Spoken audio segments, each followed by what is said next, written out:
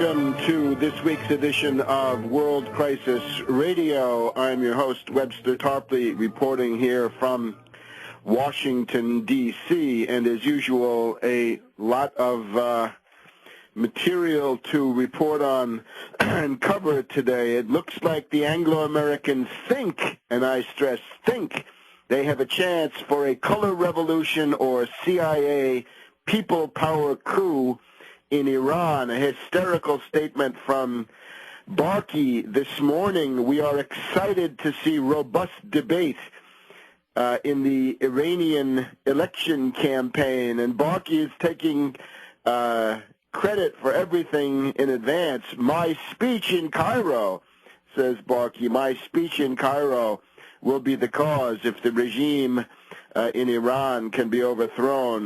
Let's see. We have statements from the Pastaran Revolutionary Guard who indicate that they are well aware of what's going to happen. So it'll be interesting to see if a color revolution or people power coup of the CIA, MI6, and related Western intelligence agencies is possible in Iran under these conditions. And we'll get to that in just a minute. But let's now shift into the struggle front, the domestic political struggle here in the United States around economics is our leading topic. And in particular, California. I had the opportunity to be in California last week. That was the reason we went with a classic best of World Crisis Radio broadcast. So when you go to California, you are visiting ground zero in the budget crisis that is now afflicting all the states. Interesting. Bush destroyed New Orleans and the Gulf Coast. Obama is destroying the entire Midwestern industrialized area, starting with Detroit and all of the subcontractors, and a place like California. Look, with Obama, it's destruction and devastation on a much vaster scale, mediated, of course, through Schwarzenegger and other tools of finance capital. So what do you do about California? And, of course, with a few small changes, you could apply this to any state. Needless to say, to go around talking about the free market gets you absolutely nowhere. To go around inveighing against big government makes you a tool and a stooge of the bankers who are cutting the budget because they don't want to pay. They want that money to go to the bonded debt. The bondholders have to get the money, they say, not the welfare victims or sick children. So what you need is a draft emergency action program for your state, in this case, California. Let's use California as a case study. What is it that you should demand? The basic principle of this is class consciousness. In other words, there are bankers and there are you. And these are the fundamental classes that are confronting each other. So the goal is to shift the cost of the world economic depression to those who created it. In other words, elementary justice. The bankers created the depression with their derivative speculation and other kinds of speculation and deindustrialization.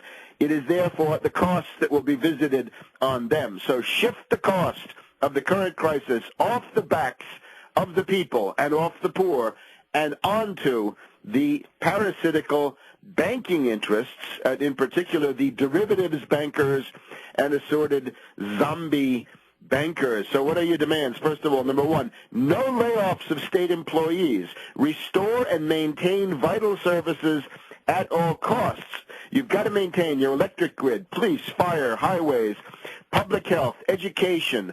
Water deliveries to California farmers are a big deal, as well as water deliveries to communities. What has to be applied here is the Nuremberg precedents. The United States manufactured these, and therefore they should be respected, and they are, in many ways, a permanent achievement of world civilization, whatever the flaws that would be inherent in this. But today, let's treat them as a moral and a political standard. If you deprive a civilian population of food, clothing, shelter, and medical care, for whatever reason, you say, well, this is economics, so we don't want to default on our debt. That's a high crime against humanity. This was dealt with very harshly at Nuremberg. And what you're looking at today, Schwarzenegger says that California is 50 days away from total collapse, which I think by what he means by that is default.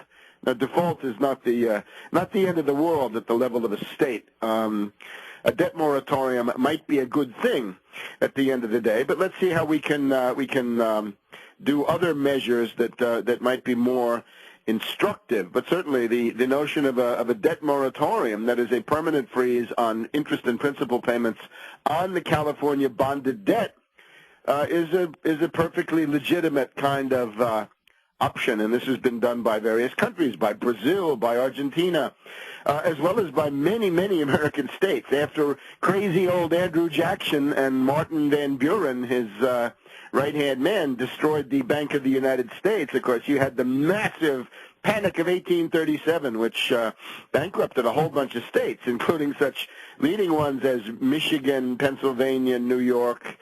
They seem to have survived. I'm sure California will too.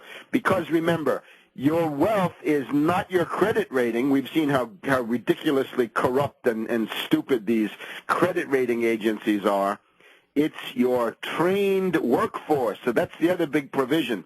When you're dealing with the California budget crisis, don't do anything to destroy, undermine the health and well-being of your workforce, because that human capital, that mental capital, the trained workforce of California is the source of all wealth.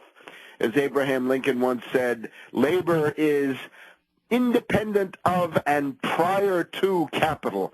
The source of all capital is labor. That's right. The only way you get a locomotive or a machine tool or any other capital good is by having labor manufacture it. Now, the centerpiece of the program for California right now is we have the assorted parliamentary cretins in Sacramento, and they're talking about how they're going to cut off all welfare payments to welfare victims. They're going to cut education.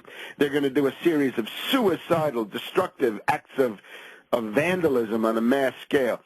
The centerpiece is a Tobin tax, a securities transfer tax.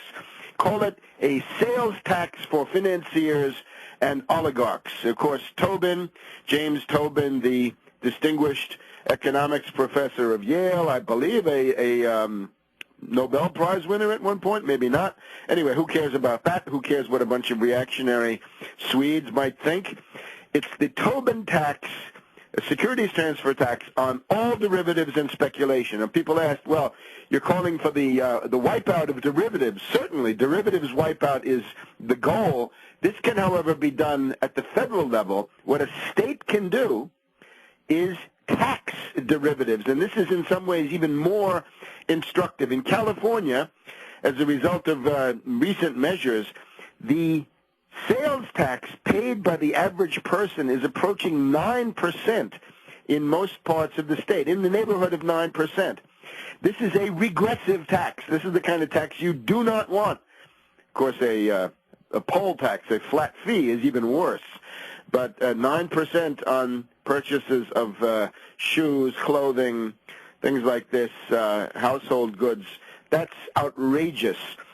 So that's what the people pay. Now, when we turn to the San Francisco banking district and we see places like Wells Fargo and related banks, what do they pay, pray tell, on their derivatives, stocks, bonds, foreign exchange currency, commodity speculation as they drive up the price of oil and gas? They pay nothing, zero. There is a huge stream of wealth, of securities, of derivatives above all, which is not taxed at all. We simply say, let the bankers pay their fair share, 1% Tobin tax, securities transfer tax, on all financial turnover paid by the broker. Back in a minute.